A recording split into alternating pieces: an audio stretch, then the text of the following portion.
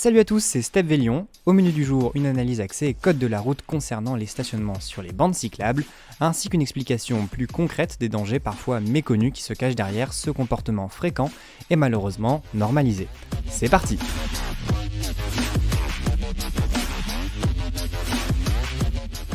Les bandes cyclables, un excellent moyen de permettre aux cyclistes de circuler à l'écart des voitures, garantissant leur sécurité et permettant aux automobilistes de rouler à leur propre vitesse. Cependant, les bandes cyclables semblent presque autant convoitées par les automobilistes que les cyclistes, mais pour stationner. Entre manque de place et stationnement payant, certains conducteurs préfèrent effectivement stationner sur ces bandes réservées aux cycles. D'où l'intérêt de réaliser des pistes cyclables indépendantes de la chaussée, mais ça, c'est un sujet pour une prochaine vidéo. Commençons donc par ce que prévoit le droit, en l'occurrence le code de la route, quant à ces stationnements. Le code de la route distingue plusieurs types de stationnement interdits. Le stationnement abusif, puis les stationnements dits gênants, très gênants, et enfin les stationnements dangereux. C'est l'article R417-11 du code de la route qui établit les distinctions entre ces types de stationnement.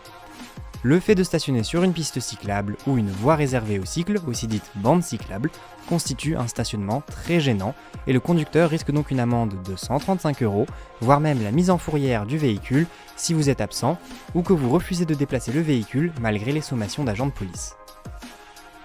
Et non, l'usage des feux de détresse ne légitime pas de tels arrêts.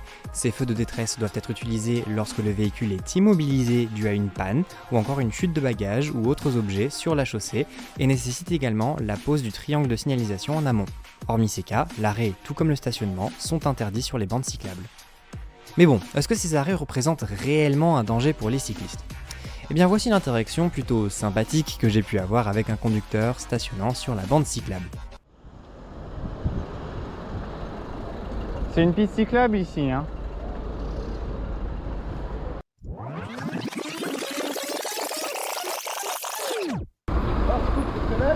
Quoi? Non. Et c'est quoi le problème, monsieur? Pourquoi vous vous comportez comme ça? Vous mettez les gens en danger, je vous signale juste que vous mettez les gens en danger.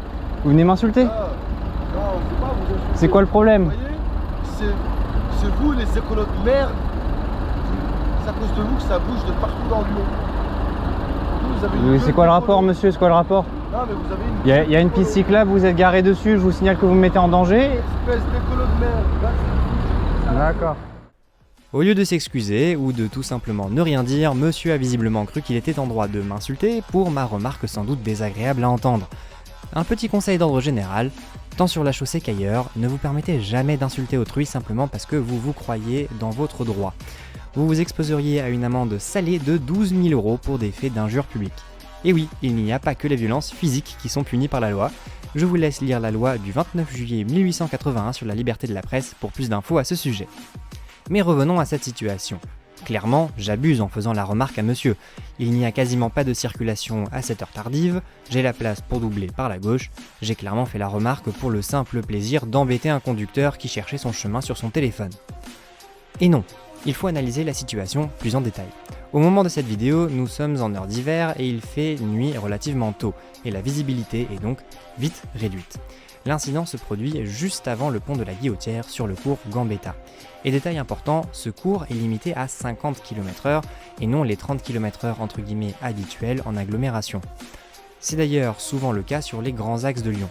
Cela signifie que lorsqu'un cycliste quitte sa bande cyclable, en circulant entre 15 km/h et 30 km/h s'il est rapide, je précise d'ailleurs qu'ici le cours monte, le cycliste aurait un écart de vitesse de 35 à 20 km/h avec des voitures arrivant derrière lui.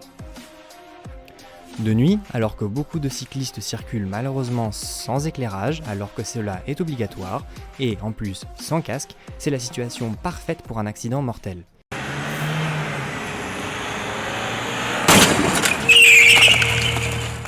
C'est pourquoi j'ai fait la remarque à monsieur, car si je n'étais pas moi-même en danger, son arrêt mettait d'autres cyclistes éventuels en danger. Vous l'aurez compris, bloquer une bande cyclable contraint des usagers fragiles à rejoindre la chaussée avec des véhicules motorisés dont le différentiel de vitesse augmente le risque d'accident. Ce n'est donc pas qu'une simple gêne l'espace d'un instant. Voyons d'autres cas de figure. Supposons que d'autres véhicules soient à l'arrêt au feu rouge et qu'une voiture bloque la bande cyclable.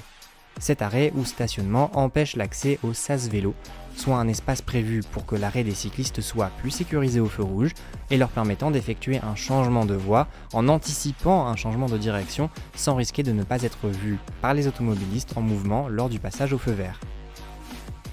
Enfin, un dernier cas bien plus gênant, le stationnement sur un double sens cyclable. Ici, la voie est à sens unique pour les véhicules motorisés et à double sens pour les cycles. Autrement dit, stationner ou s'arrêter sur cette bande cyclable empêche tout simplement les cyclistes de passer, voire pourrait encourager certains à s'engager à contresens avec une visibilité très limitée, posant donc un risque clair et net d'accident grave. Plus généralement, je tiens à faire un point rapide sur les voies de bus partagées avec les cycles et taxis. Certains semblent croire que la largeur de la voie permet aux cycles de doubler sans encombre et certes c'est bien le cas, mais votre véhicule poserait une gêne bien plus importante. Il empêche les véhicules prioritaires de passer en cas d'embouteillage important. Et dans ce cas-ci, en cas de dépôt de plainte d'une victime dont l'arrivée des premiers secours a été retardée par votre véhicule mal garé, vous pourriez risquer les peines prévues par le délit de mise en danger de la vie d'autrui. Plus généralement, l'entrave à la circulation d'un véhicule prioritaire se punit d'une amende de 4e classe. Je vous laisse lire l'article R415-12 du Code de la route pour plus d'informations à ce sujet. Alors, pour éviter les disputes entre usagers de la chaussée et permettre à tous de circuler en toute sécurité, stationnez sur les places prévues à cet égard. Le code de la route a été rédigé pour une raison, il n'est pas question de l'aménager à sa convenance. Un message par ailleurs que j'adresse également aux cyclistes, aller vite c'est bien, arriver vivant c'est mieux. Sur ce, restez prudents et à bientôt pour une nouvelle vidéo.